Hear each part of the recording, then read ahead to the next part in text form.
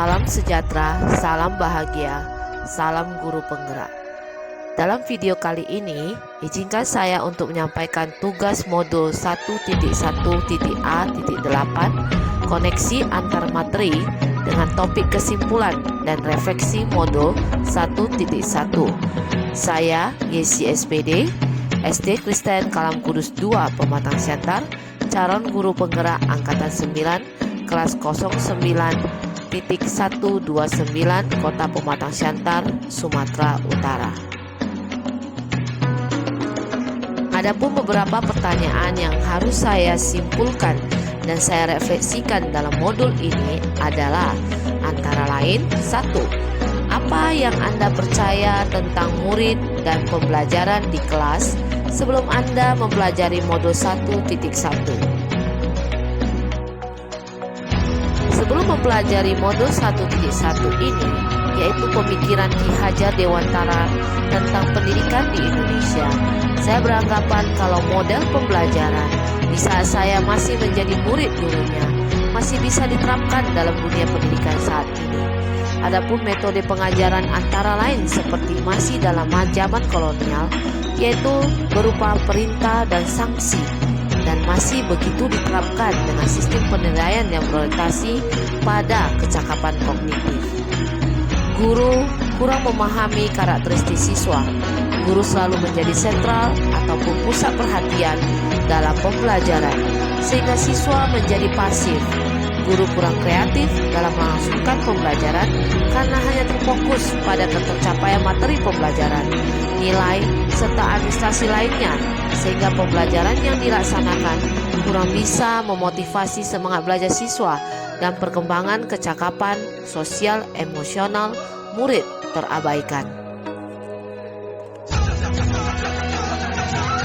Pertanyaan kedua, apa yang berubah dari pemikiran atau perilaku Anda setelah mempelajari modul ini?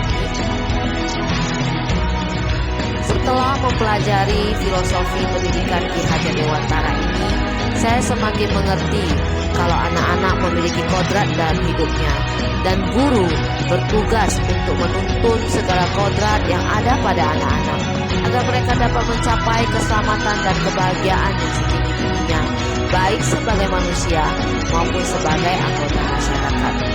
Berdasarkan pemikiran ini, seorang pendidik diharapkan dapat merancang pembelajaran yang berpusat ataupun berpihak pada siswa dan mengutamakan proses. Pendidik juga harus memahami karakter peserta didik satu persatu sesuai dengan minat, bakat, dan kreativitas peserta didik. Pendidikan juga harus diberikan sejalan dengan konteks sosial kultur, kodrat alam, dan kodrat zaman peserta didik. Pendidik juga harus menjadi pembelajar sepanjang hayat, sehingga mampu menuntun peserta didik untuk mencapai keselamatan dan kebahagiaan peserta didik.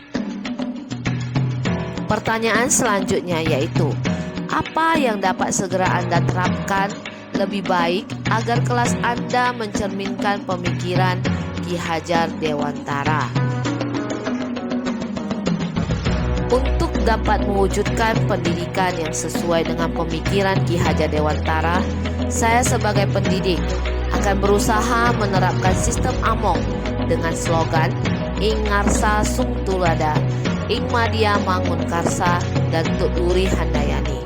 Pendidik juga merancang pembelajaran yang kontekstual, yaitu sesuai dengan kodrat alam dan zaman siswa, berdasarkan garis bangsa dan budaya, menghargai proses belajar siswa, interaktif dalam arti siswa aktif, berbasis proyek dan teknologi sesuai bakat dan minat peserta didik. Dan yang tidak kalah pentingnya, pendidik hendaknya mengutamakan budi pekerti untuk menuntun siswa. Tidak lupa juga saya melampirkan beberapa foto ataupun dokumentasi tentang pembelajaran yang berpihak pada siswa yang sudah pernah saya lakukan.